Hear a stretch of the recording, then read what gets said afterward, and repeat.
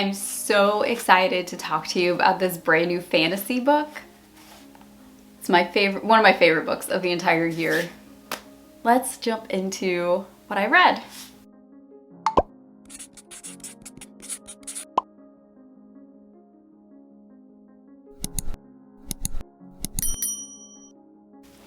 Okay, first, like, how cute is my new Kindle case? My husband got it for me. It even has my name on the bottom. Like, isn't that adorable? It was an early Christmas present. I love it. Okay. Almost every single one of these books that I have read for the last 2 months, which I feel like I'm playing catch up here, has all been on Kindle. So I don't have a whole lot to show you, but hopefully I'll have the covers like on the cover of this thumbnail and everything so you guys know what I'm talking about. Okay, so the first one I read was a nonfiction, and I did not actually finish this book, and I hate giving low reviews, but it was really boring.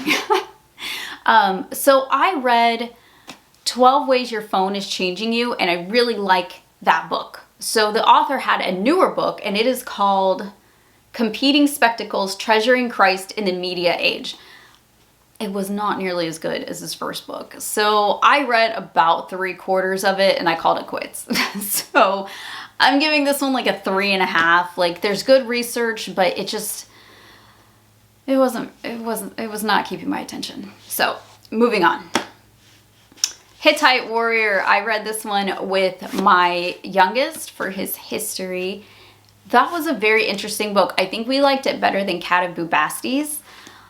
And this one is about the Hittites, and it's set in the time of Deborah and Barak in the Bible. And so this is during the period of Judges. Now, there is a lot of older kid issues in this book, so I would definitely save this one for high school because there's a lot of like pagan ritual things that are talked about in this book. It's still appropriate, I think, for teens. However, I would not want to read this probably around like elementary age kids. So just keep that in mind as you are picking out books for your history and, you know, like living books and things like that. But I still think it's an excellent book. Okay, one of my first favorites is The Blue Castle. This one was by Ellen Montgomery. She is the author of the Anne of Green Gables series. So I know Ellen Montgomery has written so many books. She wrote many, many books in her lifetime. The Blue Castle is one of them. Anne of Green Gables is what she's known for, but she has very many books in her catalog. So I read The Blue Castle. It was free on Kindle Unlimited, and I actually went over to the LibriVox app and I listened to it every night while I was making dinner for about 2 weeks.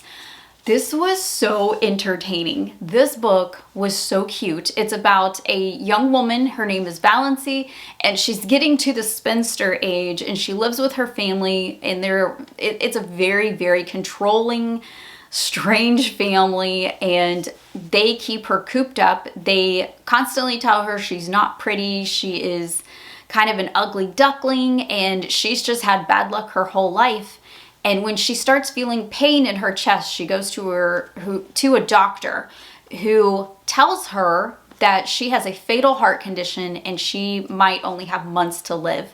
And that was what woke her up out of this stupor, and she decides she's going to live for herself. So she goes through this period of rebellion with her family, and then she does the craziest thing, which is she becomes a like nursemaid to a local sick woman of a family that is less than desirable in the community. And her family is outraged.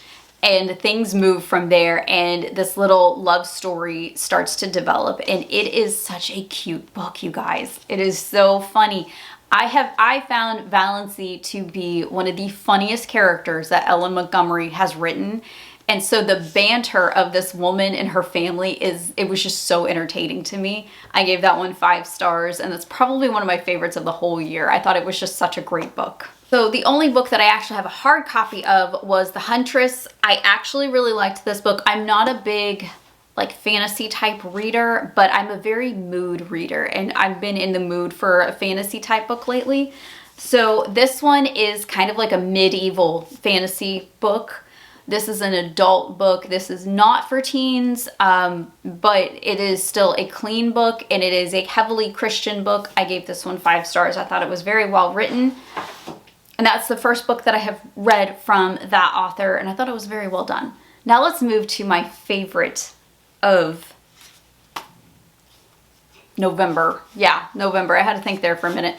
My favorite book of November, and also the longest book. I think this was the longest book that I read all year. This book is called A Word So Fitly Spoken, and it is by T.A. Lawrence. This is a true fantasy book, and wow, there is, I will say, okay, the only thing that might turn people off on this, especially in my community, is that there is a lot of magic in this book. And however you feel about magic is how you feel. That's fine. I'm not saying either way is bad or good or whatever. You know, that is on your own convictions. But I thought it was really well done. I really liked it. It is the first in a 5-book series, and this book was like almost 600 pages. So there was a lot of pages in this book, and I kept thinking, oh my gosh, I'm not at the end yet. How is this real life? But it's harder to tell, like when something is on a Kindle, and I'm just like, are the pages right in this? But it was so good, and there was a lot of twists and turns that I actually didn't see coming, and I feel like I'm usually pretty good at predicting twists and things like that at this point. I've been such a huge reader since I was really little, so a lot of times I can predict the twists and turns. This one I could not. She caught me by surprise every single time. So I thought that was such a, like the mark of a really good writer was her ability to twist and turn. So I enjoyed it. I enjoyed it so much, and I thought she did a wonderful job, and I think you guys are really going to like this one. If you are okay with magic, I think this is a great one. She does put this in the YA category. It's a clean book. It's not something that I would call a Christian book. There's no real Christian elements to this, but it is a clean book. And I would say this is fine for older teens. There is a little bit of violence in this one. There's creatures, there's all kinds of things in this book. But she's really good at world building. And this is one of those books that has a whole world built around it, which is really, really neat. And I really wanted something like this. So this just like hit the spot for me. I loved it. I thought she did such a wonderful job. And I am moving on to her other books. So I don't know, this might be a new fun author for me. So I didn't read too terribly much. I read 5. I read 5 books, but I feel like A Word So Fitly Spoken should count as like 2. I feel like that's like 2 books because that was so massive.